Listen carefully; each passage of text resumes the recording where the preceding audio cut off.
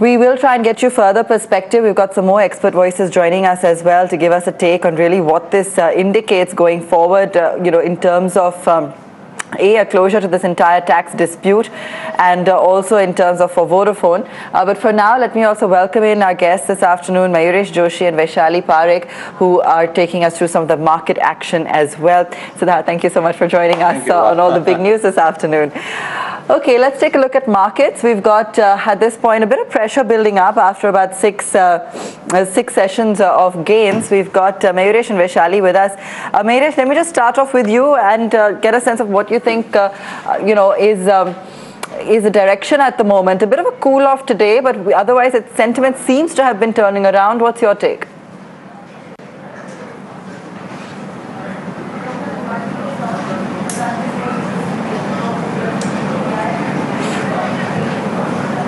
All right, we'll go back to Mayuresh in a moment. Vaishali also with us on the phone with us. Vaishali, let me get your take on market direction at the moment in terms of levels that you're tracking. We've been finding it incredibly hard or facing resistance around that 8200, 8220 mark. What really is the direction you feel markets are going to take? What you said is exactly true. Market has shown a rally right from 75.50 to 8200. So this is where we are seeing a lot of resistance coming in. At the most, I think for now we would see 8250. But I think correction is quite likely to happen from these levels, and we may see say around 8050 for the near term, and then let's see how market behaves from there on.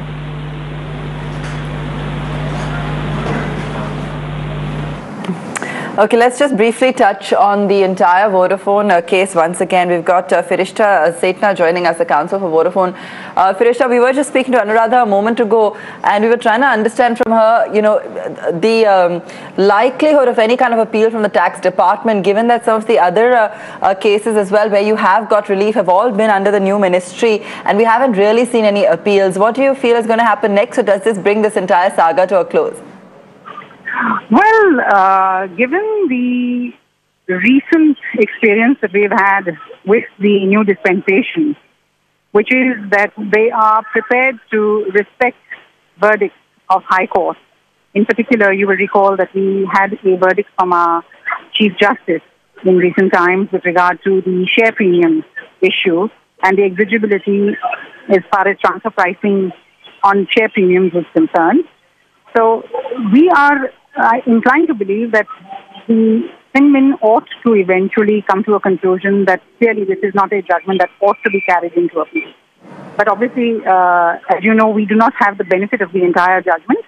From the matters that were actually alluded to by the bench while pronouncing the judgment, we are reasonably satisfied that there ought not to be an appealable ground available to the tax department, particularly in view of the fact that the bench has actually proceeded on the basis that the Supreme Court back in 2012 has already adjudicated upon the questions that have once again been rehashed by the tax department in the present round of litigation. And clearly that is not something that the Bombay High Court considered relevant to get into in any measure. Obviously the details of that, as I said earlier, remain to be seen. Fair enough. Firishta, if you could just share with us any other details from the decision today, and we're just trying to get a sense of exactly what happened or what was said. Anything else that you've picked up or learned? I know that it's a long order and you haven't had a chance to go through all of it. Well, essentially, what the Bombay High Court said is twofold. Number one, as far as the put options are concerned, which it was being contended by the tax department, had been in fact exercised and were subject, therefore, to taxability in India. The fact is that the bench has held that that is already a matter that is sealed off by the Supreme Court verdict of 2012, and therefore has declined to get into that question once again. So that is certainly an extremely important decision from the standpoint that you cannot, as the tax department, keep coming back to High Courts and starting to re-argue cases which have already been conclusively dealt with by the Supreme Court of India. And I would expect that it should hopefully signal to the tax office that at some point in time you must bring these kinds of issues to an end and allow them to be buried. That is what it is that the Bombay High Court has sought to do. I do hope, as I said earlier, that the Finance Ministry of the Government of India does take cognizance of that and elects not to recommend that this matter be appealed to the Supreme Court of India.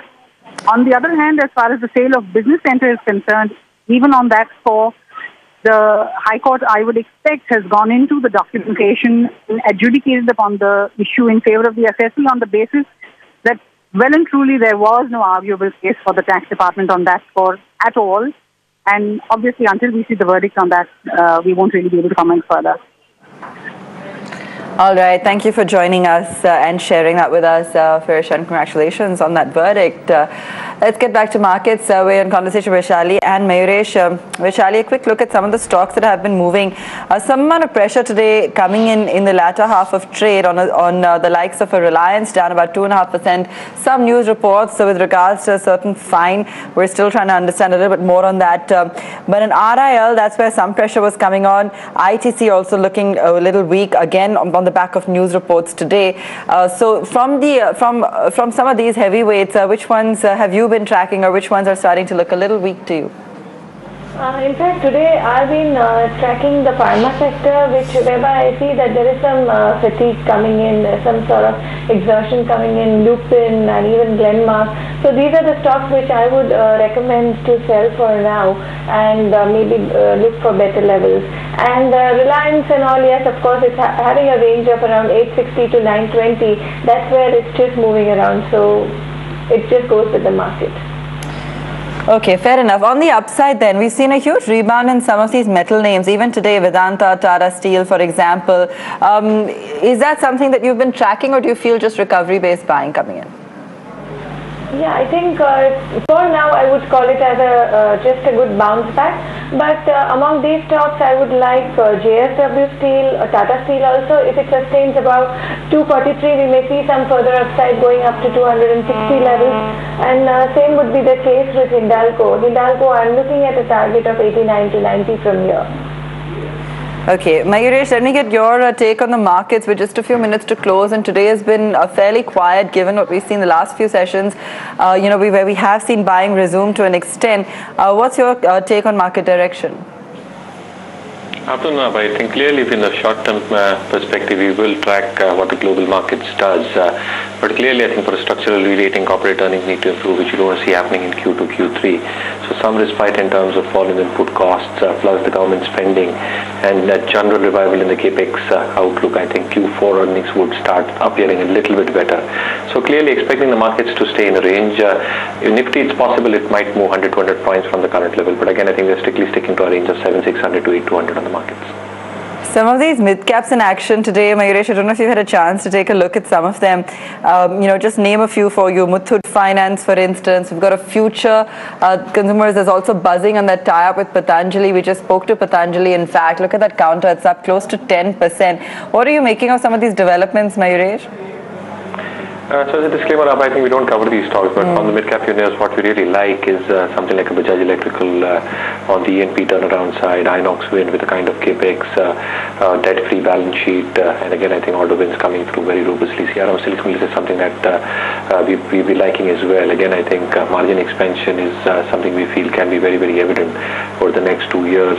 Dividend payouts can increase, return ratios can improve, and something like an LIC Housing and Norbindo Pharma within the NBFC and the pharma space as well. More mid-caps, and LG, for instance, is moving higher today. A lot of block deals, in fact.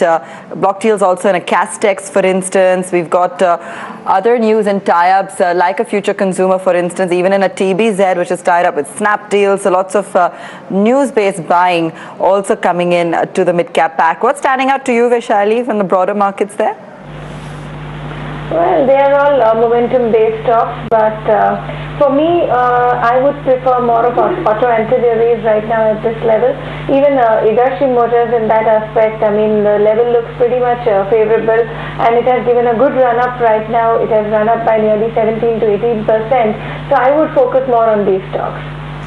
Okay, we've just got about a couple of minutes to go for markets to close. I just want to get a check on a couple of other stocks in news. ITC, Mayuresh, post the ban on the sale of loose cigarettes in UP, taking a bit of a knock today. How much of an impact do you see this having on the counter going ahead?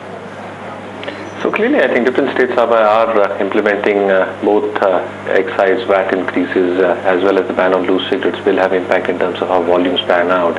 So clearly, I think we're building in a case where volume degrowth can be in excess of 12 to 14% for at least Q2, Q3 to come. And again, I think the price increases and the demand and elasticity for the tobacco business generally should hold up numbers generally. But again, clearly, I think in terms of pure valuations, I think it's looking extremely attractive compared to the FMCG bag. The other businesses, however, need to improve. So I think when you're talking about the other FMCG business, the hotels business, the paperboard business, they're still part, a very minuscule component when it comes to the bottom line. So clearly, I think valuations looking attractive. But again, I think these factors specifically on the tobacco business is going to take a toll as far as the volumes are concerned. Okay, we're also heading into earnings, and we're going to come back and discuss that as well with our guests. But let's just take a wrap on how markets are shaping up on close today. We've got a slightly negative close coming in, down about 0.5% on the indices, and the pressure coming in the latter half on both banking and oil and gas majors. Reliance in particular, there were some news reports on perhaps a fine that the company may face. And in the ONGC gas case, so we're still waiting for confirmation on that. But perhaps one of the reasons why the counter did take a bit of a knock. GAIL was the other one from the oil and gas pack that also moved lower. So those are the top two losers on the exchange. ITC, we're just talking about post that news on this ban, once again also losing ground. Banking stocks, so Kotak Mahindra, Yes Bank, ICICI Bank, Axis Bank, the whole spate of them not participating and actually losing luster, and therefore not really lending any support in trade at all. We also saw Sun Pharma weaken after holding out for most of the session. M&M, BPCL, NTPC also closing weak there. Idea as well down about 1% or so. It had been running up earlier in the week, so cooling off now. IT was a little bit mixed. We saw TCS and Tech Mahindra on the downside, even though we did see some strength in some of the other IT majors earlier in the day. And in HCL Tech, for example, still closed higher with gains of about 1% or so. Wipro managed to close just about barely in the green, and Infosys flat. Remember, IT earnings are what we're watching out for early next week. BHEL and L&T were fairly mixed, a little confused, no real trend emerging there when it came to the capital goods heavyweight. We saw Lupin in news but didn't manage to really retain traction. Bosch also cooled off. P&B saw a bit of a spike in mid-afternoon trade and then cooled off again. We haven't really seen any participation from Maruti either, and volumes have been low. So therefore, overall on the upside, we had an Ultratech, which was up about 2%. Adani Ports closed higher by about 2%. Vedanta, Tata Steel, the metals pack maintaining somewhat of an up move. Asian Paints and Dr. Reddy's also seeing some amount of activity today. Tata Motors has managed to hold out more or less in fact through the week, and that stock continued to see gains. So quiet session overall, not really managing to move up towards 8200, still ending closer to that 8100 mark. Mid caps, of course, there was plenty of action across the board, and we saw plenty of the stock specific action in the mid cap pack. So whether it be Sri Renuka Sugars, for example, a lot of volumes there. HCL Infosystems was another one that was buzzing. Castex, we saw block deals in that. NIIT was another one there that did see a lot of action coming in. 3i Infotech has been a buzzer pretty much all week as well. We saw Educom seeing some gains as well. Future Consumers, must mention that the tie-up with Patanjali, the stock was on fire after that news came in. And we also saw stocks across the board like a Rajesh Exports, for instance, or a Build that also saw a fair amount of traction in afternoon trade today. LG Equipments, again, block deals coming in on that one, and Man Industries as well as Tata Tele, some of the other big movers from the mid-cap pack. All right, that's how trade really seemed to shape up today. Earnings on our radar now. Mayuresh, what are you tracking? Let me ask you IndusInd Bank first, because that's the one that we're watching out for off the block. So I think expecting a stable growth to come through in terms of advances, and again I think the asset quality more or less should be maintained. NIM should also come in line with what the earlier estimates were. So clearly I think it is just a game on how valuations will pan out, and clearly I think at the current juncture we believe that the other private sector banks in terms of that branch network I think appear far more lucrative to us. So something like an Axis, yes, is something that we are very, very optimistic about. But yes, I think very stable set of numbers expected from IndusInd. Vaishali, let me get your call on IndusInd as well, and anything else that's looking good too from the banking pack right now. Bank Nifty as well, we haven't really spoken about today. What's your call on that going forward? See, Bank Nifty, I think it's done a bit of up move. For now, I think it would face a resistance at around 18,000 levels. So I think Bank Nifty, as we were just talking about, post that news on this ban once again. 18,000 levels. And of course, IndusInd, according to me, is showing a lot of good trend. So I would recommend a buy even in decline, say around, it's currently going at around 940 levels, so 900 to 890 level would be a good level to get into. And I'm looking at a target of 1,000 to 1,050. Besides that, of course, Axis Bank and Kotak Bank, HDFC Bank, these would be good banks for me. IT also in focus, a little quiet ahead of earnings. We kick off with Infi and TCS next week. Mayuresh, want to get your views in on the expectations there? So clearly, I think in terms of quarter-on-quarter cross-currency growth, we're expecting 3.3% for Infi, around 4% for TCS. So clearly, I think the IT sector, which faced headwinds in quarter one related to wage cost, visa hikes, that should not be there in the system. But yes, a little bit of a cross-currency headwind would probably come through. You've seen some warnings come through for HCL Tech as far as one of their clients is concerned, and the 20 billion hit, provisioning hit that is expected to take. But more or less broadly, I think IT sector earnings should be quite reasonable in terms of cross-currency growth, both in dollar and rupee terms. I think it should be very, very stable for a lot of the top-tier IT names. So Infosys, TCS, Tech Mahindra is something that we continue to like. HCL Tech, after the sharp correction, our belief is that it has factored in largely the earnings disappointment, specifically for Q2, expected to come through, and valuations at around 13.5 times look extremely attractive to us. So yes, I think we remain extremely optimistic for the next 4 to 6 quarters on the top-tier IT names. Vaishali, what would you be doing with some of those IT stocks ahead of numbers? Maybe we may see some profit booking because IT sector on the whole has shown a lot of strength all this while. So for now, near term, I think it may get into some corrective mode, but it is an opportunity to buy. That is the Infi and TCS, of course. Okay. In terms of strategy going forward as well, Vaishali, I just want to, get a near-term strategy from you. We're heading into earnings season. Markets have been looking a little range-bound within that 8,000 to close to 8,200 bracket. What would be your strategy in the near term? For Nifty, I would recommend a sell near 8,200 for a target of 8,000 for now. Mayuresh, what would you advise? So clearly, I think we're still continuing with our themes on the private banking, top-tier IT as we discussed, selective pharma names like Aurobindo. We also like a few cement companies. So I think Ultratech from the large cap names is where our belief is that the utilization level should slowly start picking up, realization should improve. Because of the fall in input costs, specifically on the pet coke side, I think the pet coke consumption itself will aid EBITDA margins like it did for the last quarter. Mid-cap cement is also something that we continue to like a JK Lakshmi, JK Cement, and a few other mid-cap ideas from a bottom-up approach, as I've discussed earlier, is something we prefer at this stage. All right, we'll leave it there. Thanks so much for joining us this afternoon. Vaishali, Mayuresh, great to have you with us. We need to take a break. When we come back, the Hike Messenger takes on WhatsApp launches. Hike Direct, we get your views from Kavin Mittal, the founder and CEO, when we come back.